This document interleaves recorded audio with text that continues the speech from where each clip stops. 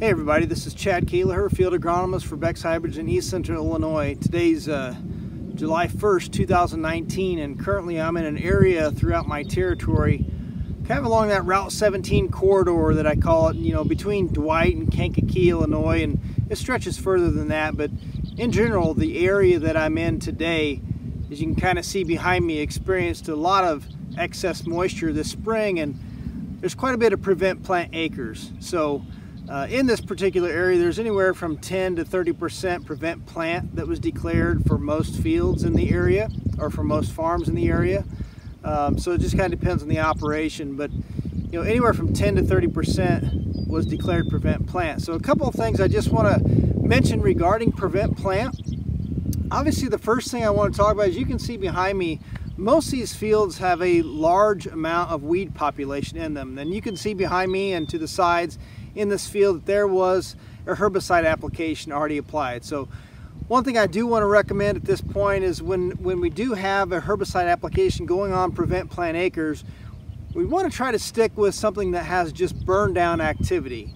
You may go ahead and put some residual in there, but I'm worried about those residuals if you are going to put this field into a cover crop this summer. So we want to come in with a burn down of something like a Liberty plus 2,4-D or dicamba, or a Roundup plus 2,4-D or dicamba. There's a couple different options here, but just think about the neighboring fields when you are going to spray something like this or have this sprayed.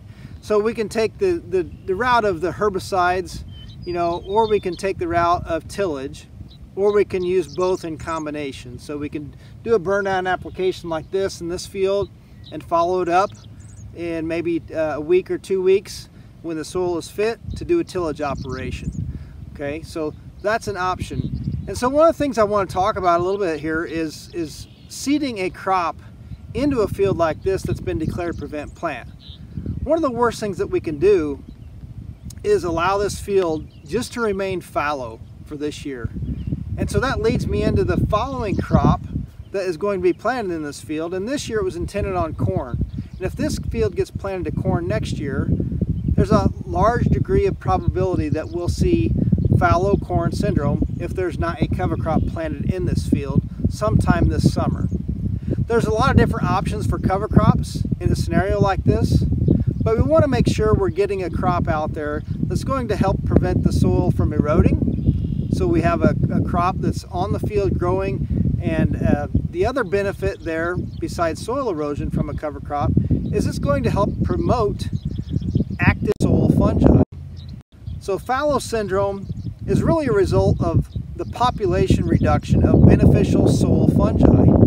So we often talk about fungi being detrimental to our plant growth, but there's beneficial soil microbes in the soil, or soil fungi in the soil living that can benefit us.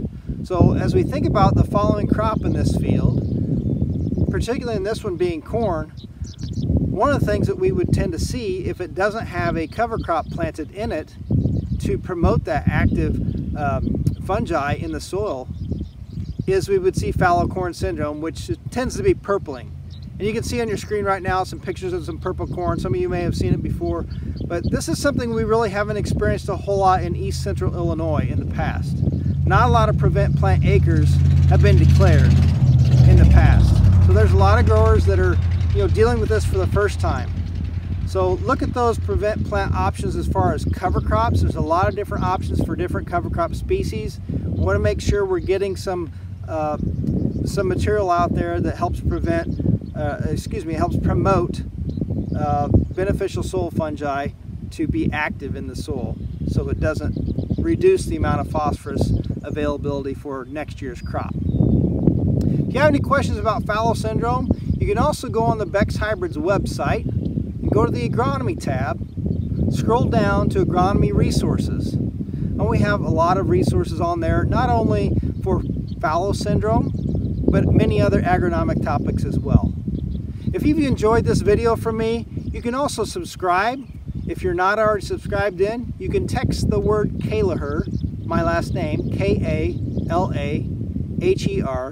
to the phone number 733-337. Chad Kalaher, Beck's field agronomist in East Central Illinois. Thank you for watching, and contact your local Beck's representative if you have any questions. Thank you.